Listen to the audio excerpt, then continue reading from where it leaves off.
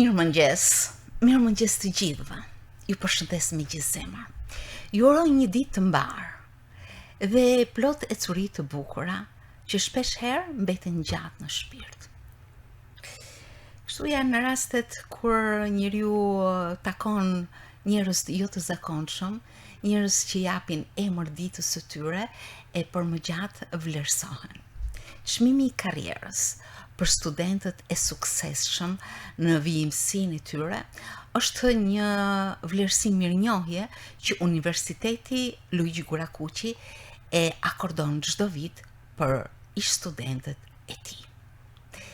Këtë vit ai është akorduar për një prej studentëve të Fakultetit të Shkencave të Natyrës dhe pikërisht Departamenti i Fizikës i është drejtuar ecurisë së suksesshme të një prej studentëve të fizikës dhe ai është studenti Julgen Plumbaj, jo rastisht.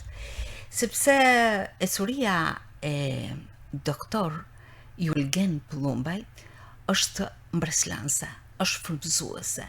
Ai ka një formim europian në kërkimin shkencor dhe në marrjen e një emri mjaft të mirë në elitën e kërkuesve shkencor në fizik bërthamore. Sot ai është i ftuar në Mirëmëngjes Shkodër. Mirëmëngjes, mirë se erdhët. Mirëmëngjes, shumë faleminderit për ftesën, kënaqësi shumë e veçantë jem sot këtu. Në radhë të parë duhet ju falenderoj për kohën që më keni dhuruar dhe kjo tregon në fakt një vlerësim, por edhe një se ju jeni një njeri i thjesht sado që hapat tuaj ju çojnë larg në ecurinë e karrierës apo të arritjeve tuaja. Besoj është ajo që na bën njerëz gjithëve të qenurit të thjesht, edhe për mua është kënaqësi shumë e veçantë, sidomos të flas për shkencën, për punën që bëj çdo ditë, nga që e kam me shumë pasion, me shumë dëshirë, kështu që nuk e konsideroj asnjëherë kohë të hupun, për mua është kohë e investuar mirë, edhe sidomos të kem rastin, ndoshta edhe pse jo t'i inspiroj ose t'i jap një motiv dikuj që t'halli një hap më përpara, sidomos maturantëve që e di që edhe për momentin po kalojnë edhe fazën e provimeve dhe shpresoj me suksese, kështu që e di që edhe për ata kod decizionesh vijnë, edhe shpresoj që pse jo t'jetë edhe një motiv i mirë me orientu diku. Shumë gjë e bukur. Ju jeni vlerësuar me çmimin e karrierës. Çfarë do të thani e ka kjo për ju? Unë jam shumë i ri në fakt, jam karrierë më duket shumë shpesh për një njeri të zakonshëm çmimi i karrierës do të thotë në mbyllje vlerësohet i gjithë karriera, po në Universitetin Luigi Gurakuqi ky çmim ka kuptimin e një vazhdimësie të suksesshme. E vërtet. Dhe është një çmim mirënjohje nga baza ku jeni nisur. E vërtet. Jo, po doja të thoja që jam shumë i ri edhe më duket vedi shumë i vogël akoma. Jeni shumë modest, që të më akordohet një çmim i tillë, po absolutisht është një nder shumë i madh, edhe një vlerësim shumë i madh nga Universiteti i Shkodrës, vendi ku kam hall bazat e para. Edhe padyshim, sidomos kur vlerësohesh në vendin tan, aty ku je rrit, është edhe një ndjenjë shumë fantastike, siç edhe thohet nga populli, guri ran vet, kështu që sado që tecesh përpara kudo tjetër, prap ajo ndjesia që merr kur vlerësohesh në vendin tan, edhe kur e ndjen që mund të jepsh një kontribut sado të vogël që me ndryshu diçka. Patjetër që është diçka ndryshe dhe nuk krahasohet me çfarëdo tjetër që të mund të arrish jashtë. Kjo të paktën është ndjesia jeme, nuk e di pastaj. Ju studioni dhe keni hapa tuaj shkencor në fizik bërthamore. Në fizik bërthamore, po. Për njerëzit e zakonshëm, duke më përfshi dhe mua vetë, ky është një term madhor. Por është shkencë, ju jeni shkencëtar. Po. Dhe a mund të më thoni diçka në mënyrë të përmbledhur që të drejtoj të paktën disa vështrime mbi disa fusha ku ju keni prekur në atë gamën e madhe që studioni. Okej, atëherë do mundohem me shpjegu me fjalë shumë për të mbledhuna edhe me fjalë të thjeshta, po ashtu është fushë komplekse. Për vetë faktin sepse jemi në mikrobot, aty ku nuk arrim të shohim me sy të lirë, po themi.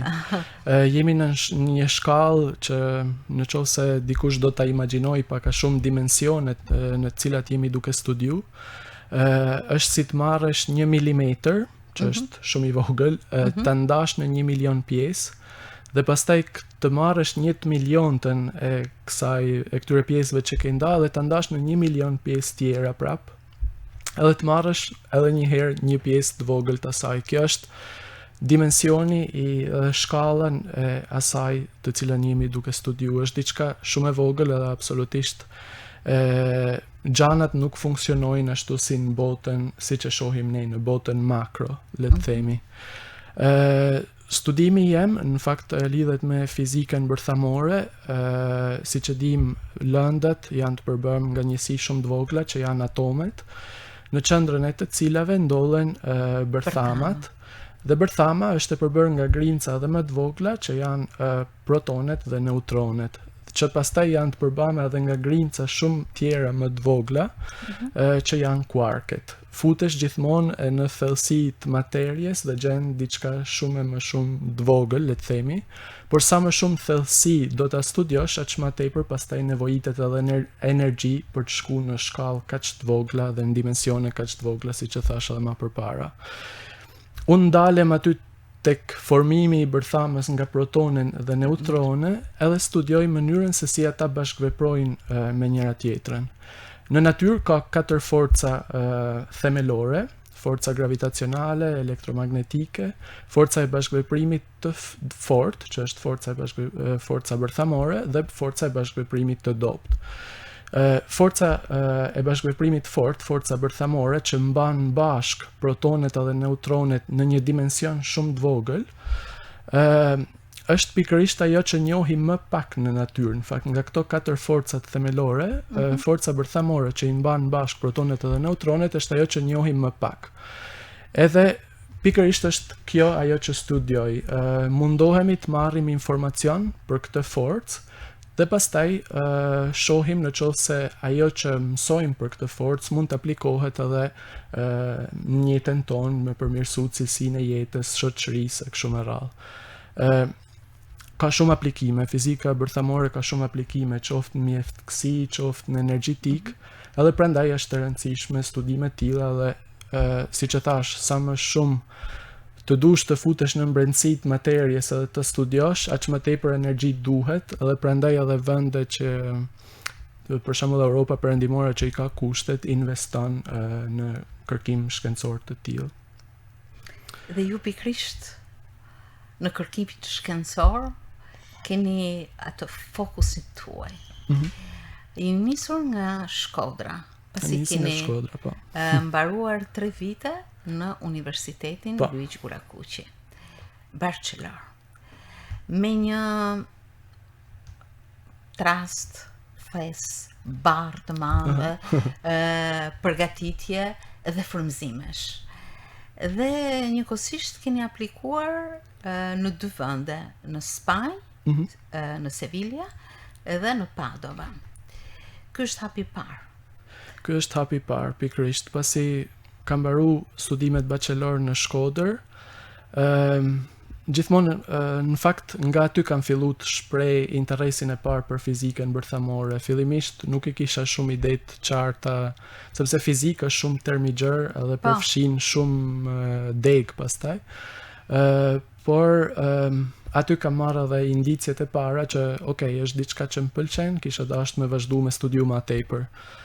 Edhe rastësisht njihem me programin Erasmus Mundus, është një program i Bashkimit Evropian që mundohet me mundësu për studentat bursa të cilat pastaj japin mundësinë të udhtojnë edhe në vende ndryshme të Europës edhe të studiojnë në degë nga më ndryshme. Në këtë rast ofrohej një bursë studimi në degën e fizikës bërthamore. Nisi si loj me të thënë drejtën sepse nuk e priça as pak mu përfshi sepse E disha që konkurenca është shumë e fortë, përballesh me studentë që vinë nga gjithë bota, po edhe nga universitete shumë prestigjioze. Kisha shumë pak shpresa, por thash, unë po e baj temen, edhe po e halli një hap edhe aplikoj, edhe pastaj aty shkoj mirë. Kalova fazën e parë, që ishte një vlerësim në bazë të CV-s, edhe pastaj kam kalu faza intervistash edhe provimesh, ku testohej njohurit që kisha jo vetëm në fushën e fizikës bërthamore, por në termat përgjithshëm, qoftë matematik, qoftë fizik. Edhe aty arritat të kaloj edhe të përzgjidhem mes fituesve. Edhe aty pastaj ka ndryshu gjithçka, mund të them edhe. Çfarë keni ndjer kur pikërisht jeni shpall fitues dhe me të drejtë për të vazhduar këto hapa? Me të drejtën, në fillimisht nuk e kam besu as pak, thosha nuk do ta besoj deri në momentin që të shkoj edhe të jem atje. Sepse ma përpara nuk e kisha menu as pak vedin duke studiu në një universitet jashtë vendit. Kjo edhe sepse vi nga një familje e thjesht, edhe absolutisht që den shumë investim, do të thënë, që të shkosh në një vend të huj. Kështu që nuk i kisha menu asnjëherë që më ndodhin, edhe kur u shpalla fitues në ato momente, thosha nuk do ta besoj deri në momentin që të shkoj edhe të jem atje. Pastaj edhe rrugtimi vetë në fakt për të shku deri atje ka qenë pak i vështirë, sepse fillon e përfshihesh pastaj tek pjesa burokratike, themi duhet përgatit shumë dokumente, aplikimi për vizën e shumë detaje tjera, dokumente që duhet përkthesh të dërgosh. Ka disa procedura që nuk janë krejt të thjeshta, por vetëm guximi dhe këmbgulja. Fix, edhe kjo pastaj më ka nuk e di, nëse sot do të kisha kanë në të pot njëjtën situatë, nuk e di do t'ja kisha dalë, si më thënë, kur e mendoj, tham, si e kam ba, nuk e di se si e kam ba, edhe marr guximin me shku në një vend ku nuk di as gjuhën, nuk njoh as kënd, thjesht i hallun atje edhe si me fërzu. Se ti ishe një djalë, ti prap i ri, sepse s'ka shumë vite, por ishe ende më i ri. 24 vjeç kam kanë diçka e tillë kur jam largu besoj, nëse marr mend mirë. Normalisht nuk e di, ka kanë gjithçka shumë duke ndodhur shumë shpejt, edhe asun sot nuk e di se si ja kam dalë, domethënë t'ja dal. Edhe e maj men që kur kam arrit në aeroport nuk disha as nga me jamajt, nga të shkoj, edhe por gjithsesi rrugat mëson vetë, si më thënë, gjithsesi rrugat mëson vetë, pastaj me u përball me çdo situatë. Ka një mësim i mirë, mund të them. Për herë të parë në aulat e mëdha ku ka student me një numër të madh të vinë. Ju jeni diku në një bank nga fundi për me qenë maj qetë mi pati gjithë para. Në fakt kam pas gjithmonë preferencë shkoj te banka e parë, se kështu fokusohem më mirë edhe një gjë më mirë. Ishte zan banka e parë. Apo ja? Jo, zakonisht studentët kanë një tendencë me shku nga fundi, e vërtet, po unë kam pas gjithmonë këtë tendencën e kundërt që të shkoj përpara. Dhe kjo ju bani që të ndjeni mirë? Fillimisht ka pas vështirësinë e vet, sepse mësimi zhvilloi në anglisht absolutisht, edhe pak e vështirë sepse në Padova apo në Sevilla? Në Sevilla edhe në Padova pastaj. Gjithmonë në anglisht sepse studentët ishin shumë internacional, edhe duhej një gjuhë e përbashkët që me komuniku, edhe vetë në fakt Erasmus kërkon njohuri të gjuhës angleze. Pak e vështirë në fillimisht sepse isha mësu me literaturën shqip, gjithmonë profesorët në Shqipëri përkthejnë materiale edhe nga universitetet e huaja dhe pastaj i japin tek studentët. Edhe fillimisht ishte, edhe pse njihsha gjuhën, prap ishte pak e vështirë të fokusohesh direkt shtator leksion në një gjuhë tjetër. Si arritet të tërhiqni ose të magnetizoni një vështrim të një pedagogu apo të dikuj tjetër që ju vlerësoj? Me të thënë drejtën, gjithmonë pyetjet. Kjo është ajo që atje vlerësojnë shumë në momentin kur ti shfaq interes për atë që diskutohet në klasë, qoftë edhe kur është diçka që nuk është totalisht e saktë, apo diçka duhet ta kesh gjithmonë guximin, le të themi. Jeni bën vërejtje profesorit? Kam bë vrejtje. Dhe kjo ju hoqi atë ndrojtjen e parë, apo ja? Fix, po atje ka një marrëdhënie shumë ndryshe, në fakt mes profesorit edhe nxënësit. Është në momentin që qoftë edhe në bachelor edhe në studimet, kur ti fillon nga zero edhe nuk është se je shumë profesionist, po themi, ose ekspert në atë që je tu bë. Atje të trajtojnë shumë ndryshe, që në atë momentin që ti shkel në universitet, je koleg i tyne. Edhe gjithmonë e kanë këtë respektin ndaj studentave, sepse e shohin si një mënyrë që me çu përpara edhe punën e tyre kërkimore shkencore.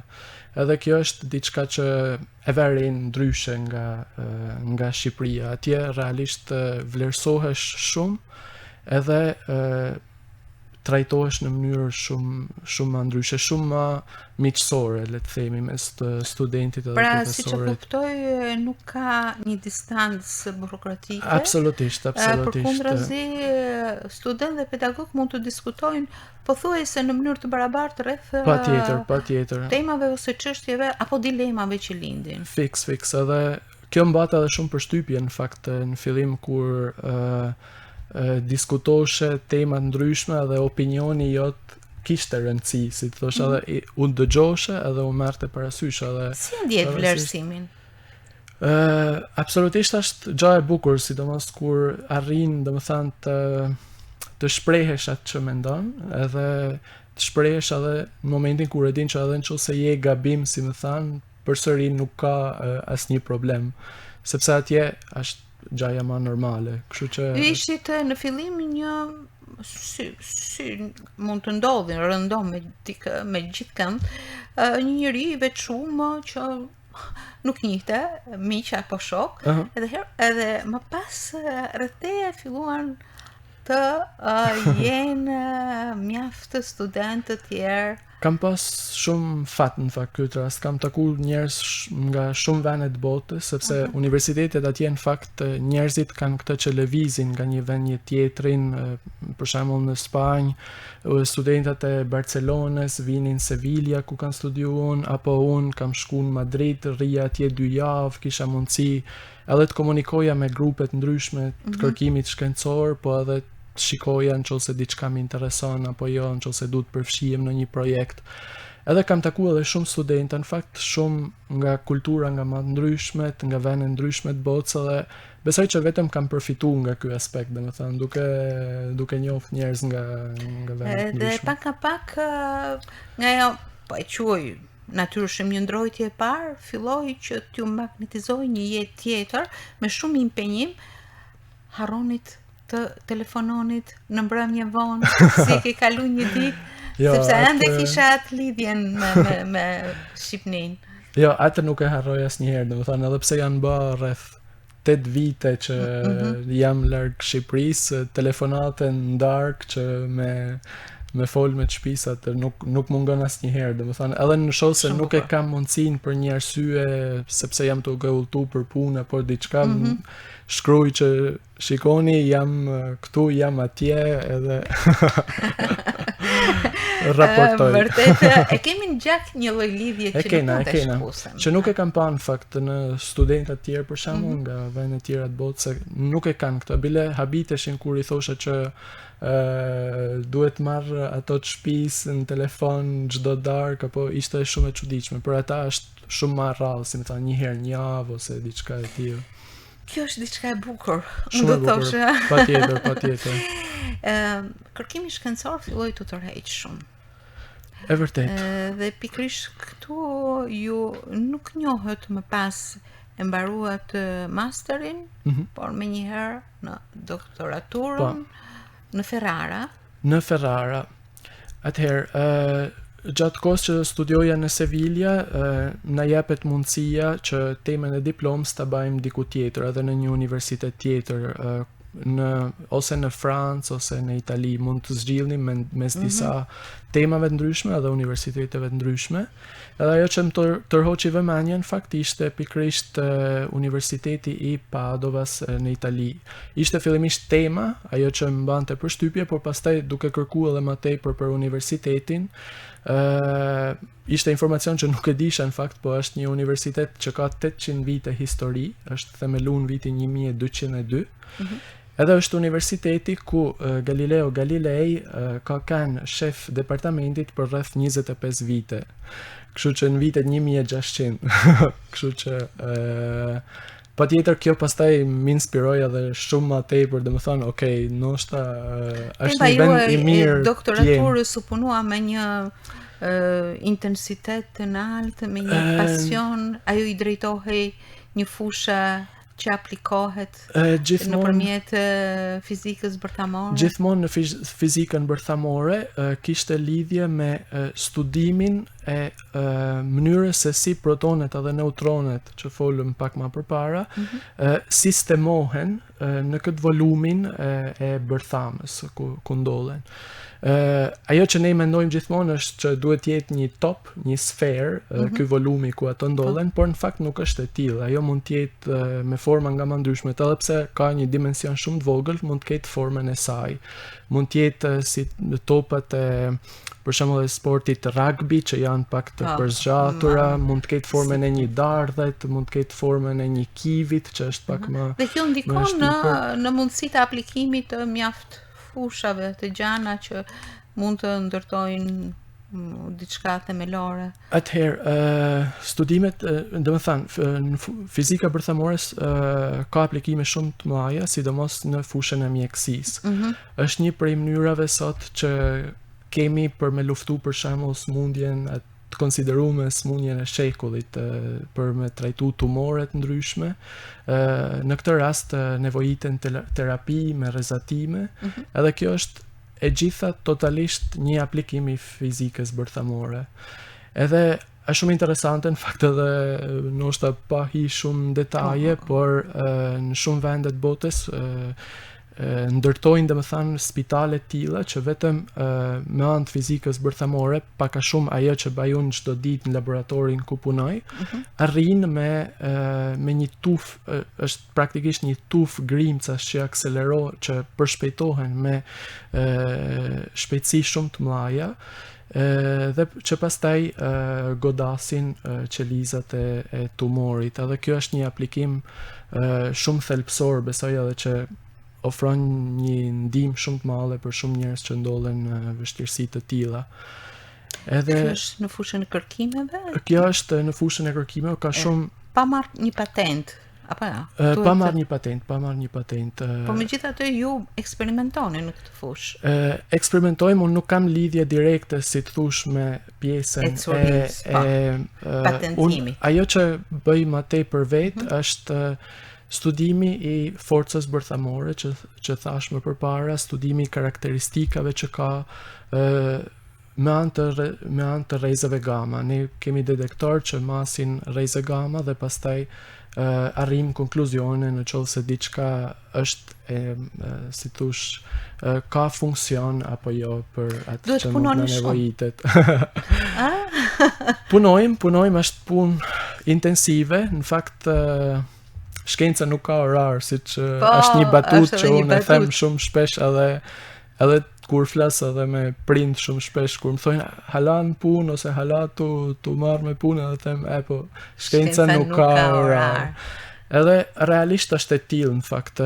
Në laboratorin ku punoj kena 4 përshpejtues grimcash që janë makina shumë të mëdha që në cilat injektohen atome dhe pastaj vendosen në lëvizje me shpejtësi shumë të madhe me anë të fushave elektrike. Dhe kemi pothuajse që në vitin 2022 që kemi filluar një fushatë eksperimentale që vazhdon akoma edhe pushohet vetëm në verë, në gusht, edhe në pushimet të dhjetor deri në fillim të janarit. Edhe pastaj pjesa tjetër është gjatë gjithë kohës matje.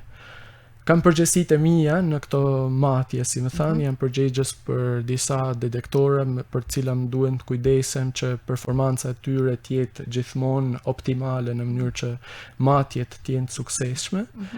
Edhe nga një herë të takon të shkosh edhe në fundjavë, nga një herë të takon të kalosh edhe natën atje. Do të thënë është është shumë e bukur sepse edhe pse është punë e madhe, shef që ka shumë njerëz shumë të pasionuar edhe kjo të bën edhe ty të motivohesh edhe të jesh gjithmonë prezent edhe të mos ta ndjesh në fakt peshen e punës. Është më shumë knatësi, kisha thënë, realisht. Kështu që habitati i një shkencëtari është laboratori. Është laboratori. Munohem mi kushtu rëndësi edhe aspekteve tjera tjetës, absolutisht merrem me sport ose merrem pjesë në aktivitete ndryshme kulturore, më pëlqen shumë fotografia ose muzejt, piktura. Kështu që si më thanë, absolutisht nuk mungon as pjesa tjetër e Ndërkohë jeni duke ndjekur studimet postdoktorale. Po. Në Padova. Në Padova, në Universitetin e Padovës dhe me Institutin Kombëtar të Fizikës Bërthamore në Itali. Sepse atje ke të drejtë të kesh edhe disa institucione njëkohësisht ku punon, kur janë të ndërlidhuna bashkë me njëna tjetrën. Kur folëm për laboratorët, po bëj një pyetje, kështu që e di përgjigjen, por domethënë laboratorët atje dhe laboratorët tek ne. Çfarë ndryshimi?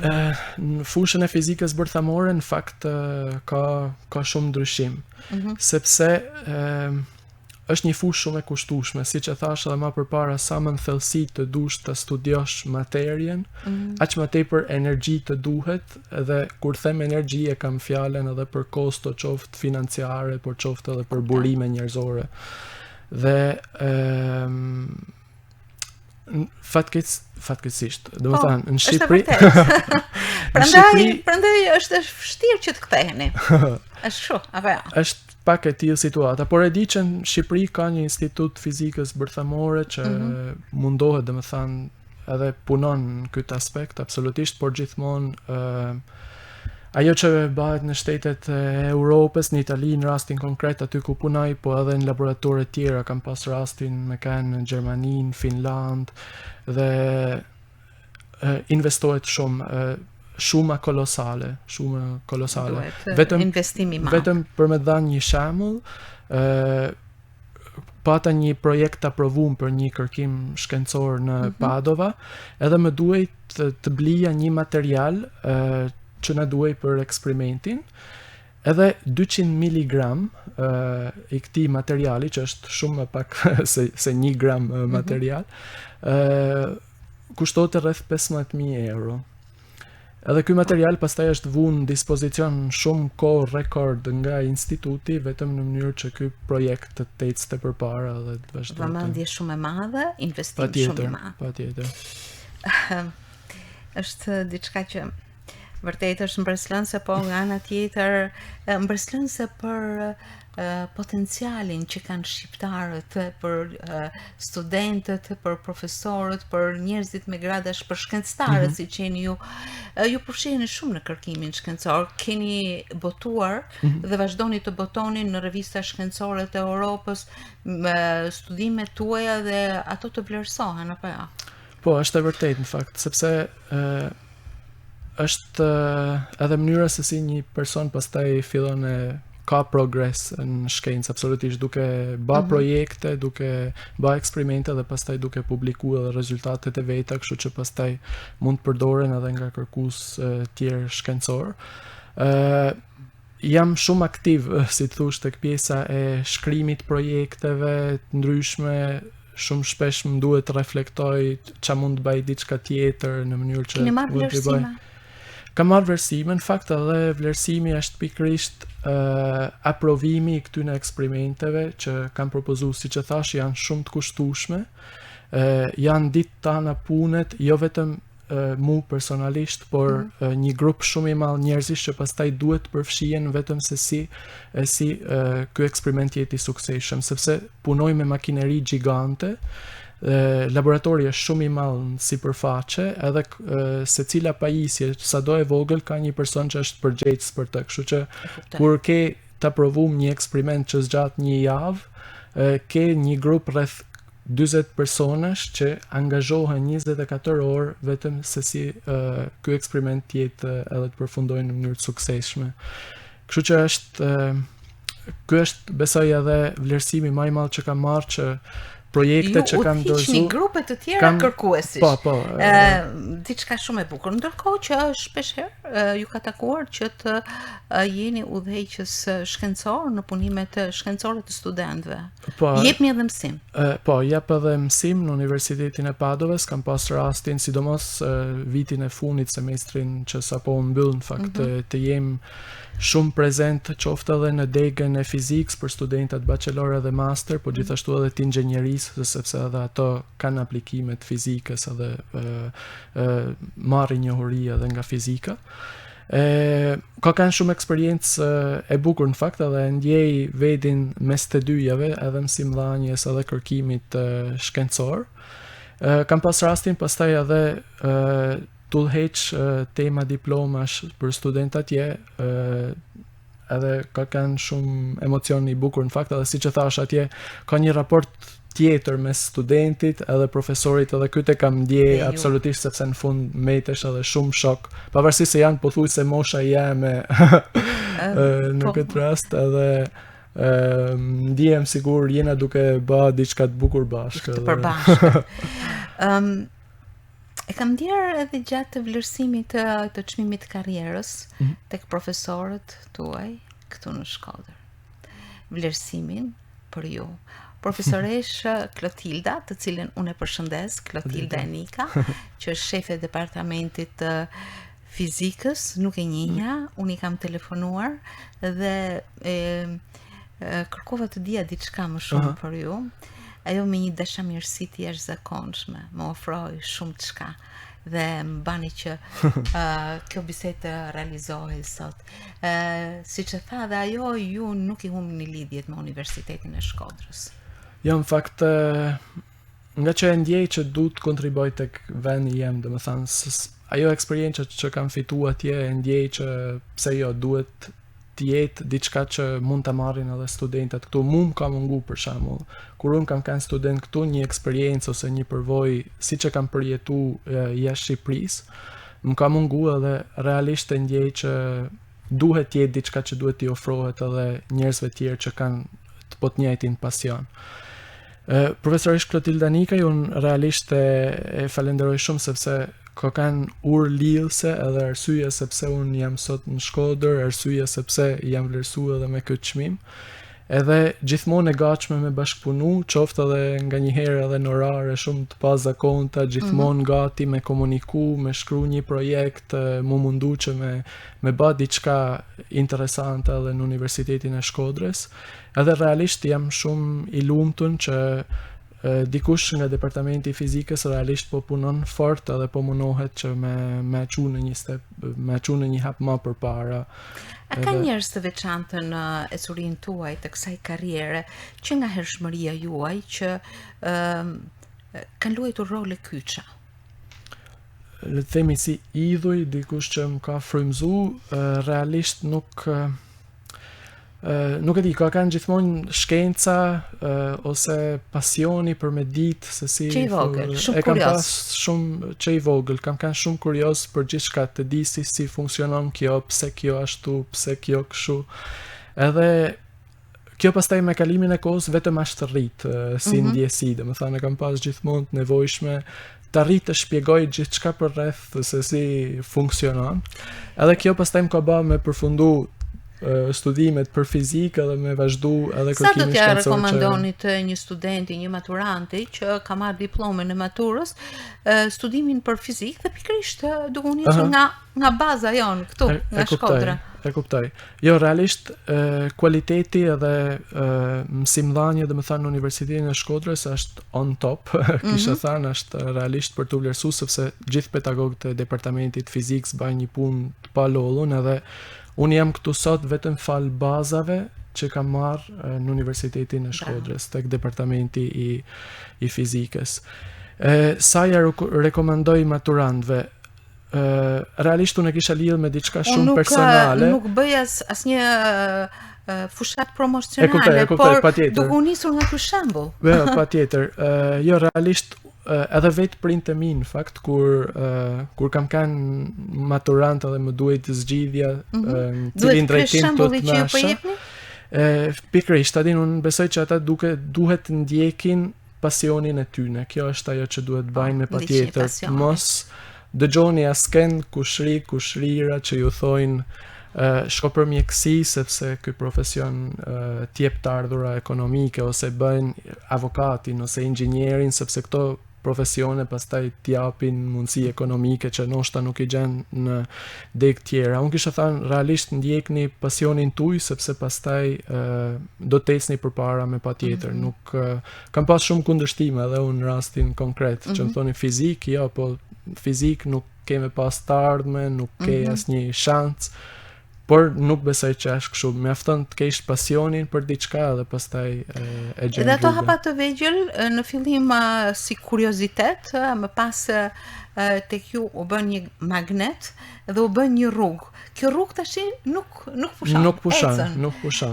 Ju më njëherë sa të ktheheni në Itali pas kësaj këtij udhimi të shkurtër paksa në vendlindje, do merreni përsëri, do shkoni te dera laborator. Në fakt në momentin që jam nis për më ardhur në Shqipëri, ndërkohë po bahej përgatitja për me fillu një eksperiment që pritet me nis nesër.